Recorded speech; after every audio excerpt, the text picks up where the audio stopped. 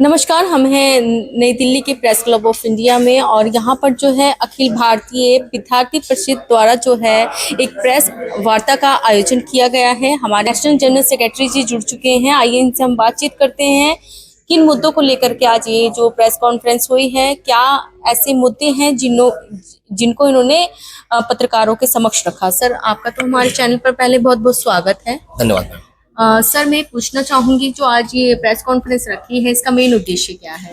Ma'am, आज frame देखना। हाँ, हाँ, हाँ। आज जो प्रेस कॉन्फ्रेंस हमने रखी है वो इसलिए रखी है कि विद्यार्थी परिषद का हर वर्ष जो है एक राष्ट्रीय अधिवेशन होता है। इस बार 70वां जो राष्ट्रीय अधिवेशन था वो गोरखपुर में गोरखपुर विश्वविद्यालय के अंदर हमारा संपन्न हुआ है 22 तारीख से 24 तारीख के बीच में।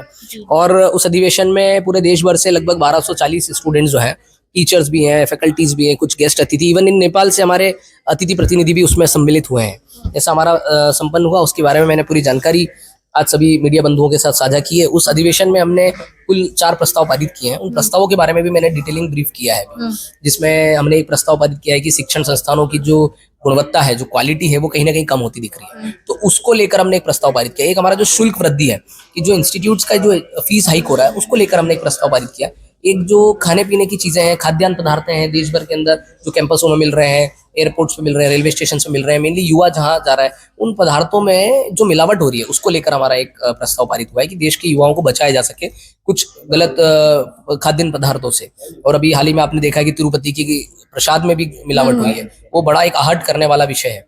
तो उन सब विषयों पर हमने प्रस्ताव पारित किया। एक चौथा हमारा जो प्रस्ताव रहा है, जो कि भारत की जो सकारात्मक कूटनीति है, जिसकी वजह से आज भारत वैश्विक स्तर पर एक अच्छे दृष्टि से देखा जा रहा है, वो उसकी सफलता को लेकर भी हमने पारित किया है हमारा प्रस्ताव।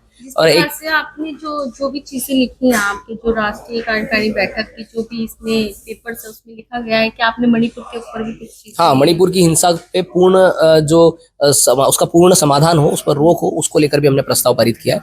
मतलब एक तरीके से हम देखें कि बहुत हो गया अब, मतलब मणिपुर वाला विषय इतना समय हो गया, इतना चल रहा है।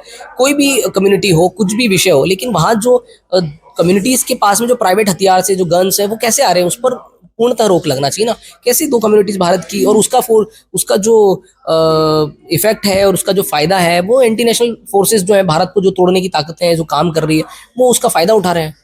कहीं ना कहीं हम देखें कि मणिपुर की हिंसा को, उसमें कई इंटरनेशनली लोगों का, मतलब इंटरनेशनल चीजों का, ऐसे तत्वों का हमारे सामने इन्वॉल्वमेंट समझ में आ रहा है। तो उस पर भारत सरकार और जो भारत सरकार है, मणिपुर सरकार है, दोनों सरकारों से हम तो स्ट्रिक्टली आह्वान करते हैं, आग्रह करते हैं कि तुरंत इस चीज पे समाधान हो कि पूरे मणिपुर के अंदर किसी भी व्यक्ति के हाथ में प्राइवेट हथियार ना। ये जो एक तरीके से जो समाज के अंदर जो चल रहा है वो बहुत गलत है। सर, मैं पूछना चाहूंगी, आपने बांग्लादेश की भी चीजें सुनी होंगी, वहां पर जिस प्रकार से नरसंहार हो रहा है, उस पर आप लोग क्या। उस पर भी यही कहना है मैम कि बांग्लादेश में जिस प्रकार से जो माइनॉरिटीज हैं उन पर जो अत्याचार हो रहा है, जो नरसंहार हो रहा है, एक तरीके से वो जो डीप स्टेट बनाने का जो माइंडसेट जो बन रहा है, वहाँ विचार काम कर रहा है उसका, है ना। उसमें अमेरिकन, यूरोपियन कुछ ताकतें हैं जो उसमें भारत और बांग्लादेश के संबंध ठीक नहीं रखने देना चाहते हैं, वो वहाँ काम कर रहे हैं, उसका इफेक्ट दिख रहा है। पर मतलब ये नहीं होना चाहिए ना। बांग्लादेश में माइनॉरिटीज पर इतना बड़ा, जैसे आप हाल ही में देखो, इस्कॉन के जो संत है उनका गिरफ्तारी होना, हाँ, इस्कॉन पर पाबंद लगाने के लिए कोर्ट में पिटीशन लगना, ये मानवता के विरुद्ध में है ना, ये नहीं है मानवता के लिए ठीक। तो ये इस पे बिल्कुल पाबंद लगना चाहिए और वहां जो नरसंहार हो रहा है उसको तुरंत रोका जाना चाहिए। सर, क्या आप कुछ मांग भी रख रहे हैं सरकार से। हाँ, सरकार से है ही ना मांग, सरकार से ही हम लोग ये कह रहे हैं ना, चीजें हमारा प्रस्ताव ही यही है। तो यदि बांग्लादेश वाले विषय में पूछ रहे हैं आप, उसके संदर्भ में, उस संदर्भ में पूछ रही हूँ, और भी जो चीजें आपने बताई है, क्लियर की है, क्या और भी संगठन हैं जो आप लोगों का इसका समर्थन कर रहे हैं। और संगठन कर रहे हैं, बहुत सारे अच्छे संगठन हैं, समाज देश हित में काम कर रहे हैं। इवन इस्कॉन को आप देख लो, वो आध्यात्मिकता और सेवा के माध्यम से लोगों के जीवन को अपलिफ्ट करने का काम करता है।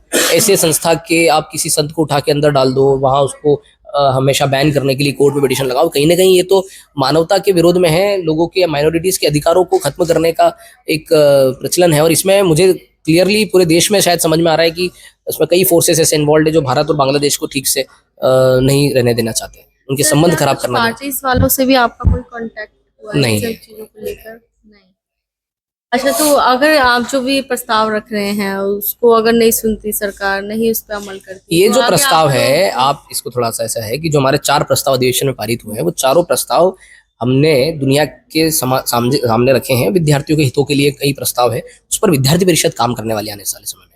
हम लोग शुल्क वृद्धि हो गया, शिक्षण संस्थानों की जो गुणवत्ता क्वालिटी कम हो रही है, उसको लेकर हम लोग साल भर सर्वे भी करने वाले हैं। कैसे कुछ कंटेंट भी हम, लेकिन सरकार का भी तो सरकार का रोल है डेफिनेटली। आप हमारे प्रस्ताव पढ़ेंगे, हमने क्लियरली सरकार से कहा है कि उसमें बदलाव लेकर आए। हमने तो ये मांग की है कि जो जीडीपी का 6% शिक्षा के बजट के लिए जाए, ये हमने सरकार से मांग की है, केंद्र सरकार से। तो आगे भी कुछ रणनीतियां बना रखी हैं आपने? बिल्कुल, अभी हमारी कुछ इस पर आंदोलन काम करने वगैरह की, भी करेंगे आप लोग? अभी हमारी जो रणनीति है वो इन विषयों पर काम करने की है अभी। और अभी अधिवेशन हाल ही में संपन्न हुआ है और हमारी रणनीति इसमें बनने वाली है, और आवश्यकता पड़ने पर आंदोलन जरूर करेंगे। महिलाओं के लिए कुछ खास रहेगा आप लोगों का? महिलाओं के लिए तो हमारा वर्ष भर खास ही रहता है। हम लोग बहनों के लिए काम करते ही हैं। अभी आपने सुना होगा कि अभी तक विद्यार्थी परिषद 10 लाख से ज्यादा गर्ल स्टूडेंट्स को मिशन साहसी की ट्रेनिंग दे चुकी है। हमारा मिशन साहसी प्रोजेक्ट चलता है जिसमें गर्ल्स को सेल्फ डिफेंस की ट्रेनिंग हम देते हैं। वो पूरे देश में चलता है। आपने लास्ट ईयर आरजीकर की जो घटना हुई है उसको सुना होगा। आरजीकर की घटना के बाद वहां सबसे पहले अगर मिशन साहसी का प्रोजेक्ट किसी ने शुरू किया तो विद्यार्थी परिषद के लोग ही वहां थे। अभी हाल ही में हमने वहाँ कई स्टूडेंट्स को सेल्फ डिफेंस का ट्रेनिंग दिया है। और ये सिर्फ हम लोग कभी कभी चलाते हैं ऐसा नहीं है, ये हमारा थ्रू आउट द ईयर हमारा प्रोजेक्ट है। उस पर हमारे देश में अलग अलग हिस्सों में काम होते रहता है। सर, आजकल आप देख रहे हैं कि आए दिन बम धमाकों की खबरें आ रही हैं। दिल्ली में तो कुछ ज्यादा ही आ रही है। अभी कल की एक और घटना आई है धमाके की, तो उस पर क्या कहना चाहेंगे? इस तरीके से प्रशासन को चौकन्ना रहना चाहिए। प्रशासन को इसमें चौकन्ने के साथ साथ प्रशासन को स्ट्रिक्ट एक्शंस भी लेना चाहिए। अगर कोई अफवाह भी फैला रहा है तो उसके खिलाफ भी स्ट्रिक्ट एक्शंस लेना चाहिए। और हर प्रकार से प्रशासन को इस डिजिटल दुनिया में कई नए रास्ते क्या निकाले लगता है जाते कि हैं। दिल्ली के लोगों को ये डराया धमकाया जा रहा है, एक तरीके से डर का माहौल बनाया जा रहा है कुछ असामाजिक तत्वों ये द्वारा? सिर्फ दिल्ली के लोगों का नहीं, भारत के लोगों को डराने के प्रयास भी हो सकते हैं। सिर्फ दिल्ली के लोगों का नहीं है, भारत के लोगों को ओवरऑल। दिल्ली में बम ब्लास्ट मतलब भारत की राजधानी है, राजधानी में। तो आपको तमाम लोग देख रहे हैं, खासतौर पे युवा देख रहे हैं आपको, तो उनके लिए क्या संदेश रहेगा? देश के युवाओं को मेरा यही संदेश है वर्तमान में कि देश की संप्रभुता और अखंडता के लिए हर युवा को आगे आना चाहिए। चाहे किसी प्रकार का भी देश में षड्यंत्र चल रहा हो, देश की को तोड़ने की प्रयास हो रहे हो, गुमराह करने के युवाओं को प्रयास हो रहा हो, उन सब पर युवाओं को बिल्कुल एग्रेसिवली मुझे लगता है आगे आना चाहिए। और साथ ही देश में युवाओं को ये जो हमने प्रस्ताव पारित किए हैं इन पर काम करना चाहिए। जैसे खाद्य पदार्थों में जो मिलावट हो रही है उसको ध्यान देना चाहिए कि एक जो लाइफस्टाइल डिसऑर्डर्स जो बढ़ते जा रहे हैं उसका रीजन है कि मेनली ईटिंग से रिलेटेड है। डिजिटल दुनिया के जो इफेक्ट्स हो रहे हैं दुनिया देश में युवाओं पर, उसके होना चाहिए। हम इतना ज्यादा मेंटल ट्रॉमा में, मेंटल स्ट्रेस में देश का युवा जा रहा है, उन सबसे बचने के लिए प्रयत्न करना चाहिए। आजकल युवाओं को आप देख ही रहे हैं, वो मोबाइल में ज्यादा अपना समय, बुक्स ना पढ़ के मोबाइल्स में ज्यादा समय दे रहे हैं। उनके लिए क्या कुछ रहेगा? उनके लिए भी मैम हमने लास्ट ईयर भी प्रस्ताव जब पारित किया था कि जीवनशैली, संतुलित जीवन शैली को अपनाने की दृष्टि से हमने एक प्रस्ताव पारित किया था। उसमें भी हमने कहा था कि इसका नियंत्रण होना चाहिए।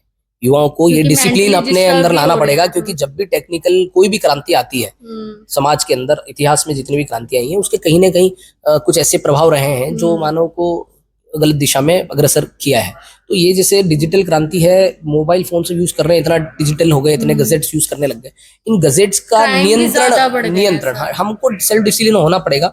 सेल्फ डिसिप्लिन होने के कारण हमको स्क्रीन टाइम को कम करना, हमको कितना यूज करना सोशल मीडिया का, ये थोड़ा एक नियंत्रण युवाओं को डिसिप्लिन से लाना पड़ेगा। मूलतः ये लाने से ही मुझे लगता है एक स्थायी उनको वो होगा। बाकी अस्थायी उसके लिए सरकारों को भी प्रयत्न करना है, सामाजिक संगठनों को करना चाहिए। विद्यार्थी परिषद तो कर ही रही है उस दिशा में, युवाओं को जागरूक कर रही है। आप देख ही रहे हैं बलात्कार की जो घटना है वो ज्यादातर आपने अभी RKG जो हॉस्पिटल्स है बंगाल में, वहां पे भी आपने देखा किस तरीके से उस जो आपको तो सारा प्रकरण मालूम ही है सर, मोबाइल का कहीं ना कहीं वहाँ पे यूज हुआ और फिर वो अंजाम दिया गया। तो कहीं ना कहीं युवा जो है इन गंदी लतों में भी जा रहा है मोबाइल की वजह से। तो क्या सरकार को इसके ऊपर भी कदम उठाने चाहिए कि ऐसी वेबसाइट जो है वो लॉक होनी चाहिए? कहीं तो देश में बैन है, कई चीजें बैन है, और सरकार को ये एनालिसिस करके उन चीजों और जो ऐसी चीजें हैं अगर मौजूद हैं तो उन पर बिल्कुल वो करना चाहिए, बैन करना चाहिए। मतलब कोई ऐसी मतलब एक तरीके से एक ऐसा प्रस्ताव आना चाहिए जो ऐसी चीजें देखता है या एक्टिविटीज करता है तो उसके ऊपर कार्रवाई हो, ऐसा कुछ दंड दिया जाए तो। एक युवाओं को इस दिशा में जाने से रोकने के लिए जो हर संभव प्रयास है सरकार को वो करना चाहिए, चाहे उसमें किसी वेबसाइट को बैन करना पड़े, चाहे किसी वीडियो को बैन करना पड़े, XYZ किसी को करना चाहिए। इस दिशा में इसी प्रकार की घटना की मानसिकता युवाओं में बने ही ना, उस पर सरकारों को, सामाजिक संगठनों को, सबको काम करना चाहिए और एक इंडिविजुअल को भी इस विषय में ध्यान रखना चाहिए कि इस प्रकार की मानसिकता उत्पन्न होने का बीज ही ना हो समाज के अंदर, युवाओं के अंदर, स्वयं के अंदर भी वहां से शुरू होना चाहिए। तो ये चीज पर सबको काम करना पड़ेगा और कलेक्टिवली काम करना पड़ेगा, तब जाके एक समय ऐसा आएगा तब हम इन सब चीजों को इस समाज से दूर कर पाएंगे। हमसे बातचीत करने के लिए आपका बहुत बहुत शुक्रिया, धन्यवाद सर।